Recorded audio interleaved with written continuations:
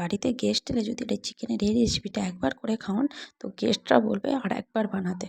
তো প্রথমেই দেখতেই পাচ্ছেন যে চিকেনগুলোকে কিন্তু আমি যে লেগ পিসগুলো হয় ওগুলোকে উল্টো দিক করে কেটে নিয়েছি ছুরি দিয়ে। তারপর একটা পাত্রের মধ্যে আমি প্রথমেই দিয়ে দিচ্ছি ডার্ক সোয়া সস, তার মধ্যে দিচ্ছি 1 চিপি মতন ভিনিগার, তারপর দিয়ে দিচ্ছি যে নরের যে পিৎজা পাস্তা সসটা হয় ওটা।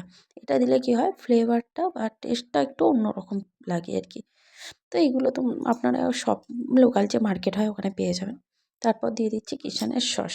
তো আমি যে জিনিসগুলো এখানে ইউজ করছি এগুলো কিন্তু প্রত্যেকটা বাড়িতেই থাকে, তাই এটা বানাতে কিন্তু বাইরে থেকে কিচ্ছু আলাদা করে কিনতে লাগবে না। তো তারপর এতে দিয়ে দিচ্ছি আদা রসুন বাটা, তারপর দিচ্ছি হলুদ গুঁড়ো, লবণ, লঙ্কার গুঁড়ো, তারপর আমি এখানে দেবো সানরাইজের মিট মশলা এবং গোলমরিচের গুঁড়ো। তো এগুলোকে দিয়ে ভালোভাবে কিন্তু মিক্স করে নিতে হবে। আর তারপর কিন্তু এতে দিতে হবে কর্নফ্লাওয়ার। তো এখানে কিন্তু কর্নফ্লাওয়ারটাই ইউজ করবেন, অ্যারারুট কিন্তু ইউজ করবেন না বা কোনো রকম ময়দা, বেসন কিন্তু কোনো কিছুই ইউজ করবেন না। তো এই যে দেখতেই পাচ্ছেন আমি কিন্তু পুরো জিনিসটাই কিন্তু আগে চামচ দিয়ে কিন্তু মিক্স করে নিচ্ছি। তারপর এখানে কর্নফ্লাওয়ারটা দেবো, নইলে কিন্তু সব। আর হ্যাঁ, অবশ্যই একটু তেল দেবেন, সাদা তেল দেবেন যাতে মশলাটা ভালোভাবে চিকেনের সাথে ম্যারিনেট হয়ে যায়। তো এখানে দিয়ে দিচ্ছি এবার কর্নফ্লাওয়ারটা দিয়ে একটু মিক্স করে তারপর এবার কিন্তু চিকেনের যে পিসগুলো আছে এবার এতে দিয়ে দেবো।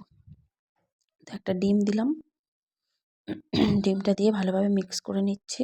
তারপর এর মধ্যে এবার চিকেনগুলো দিয়ে দেবো। চিকেনগুলো ম্যারিনেট করার জন্য কিন্তু মিনিমাম 5 থেকে 6 ঘন্টা রাখলে ভালো হয়। তো আমি যেহেতু সন্ধেবেলা বানিয়েছিলাম তার জন্য কিন্তু আমি দুপুরে এটাকে কিন্তু রেডি করে ফ্রিজের মধ্যে, নর্মাল ফ্রিজের মধ্যে রাখবেন। আর যদি হাতে সময় না থাকে তাহলে কিন্তু 1-2 ঘন্টা রাখতেই হবে। তো এই যে তারপর ব্রেড ক্রাম্বস নিয়ে নিয়েছি। ব্রেড ক্রাম্বসের মধ্যে অল্প একটু লবণ, গোলমরিচের গুঁড়ো, লঙ্কার গুঁড়ো দিয়ে ভালোভাবে মিক্স করে যে চিকেন ম্যারিনেট করে রেখেছিলাম ওগুলো কিন্তু এবার পিসগুলো নিয়ে এর মধ্যে ভালোভাবে কোট করে নিতে হবে। কোট করার জন্য কোনো রকম ময়দার যে ব্যাটার হয় বা ডিমের ব্যাটার হয় কিচ্ছু এখানে ইউজ হবে না।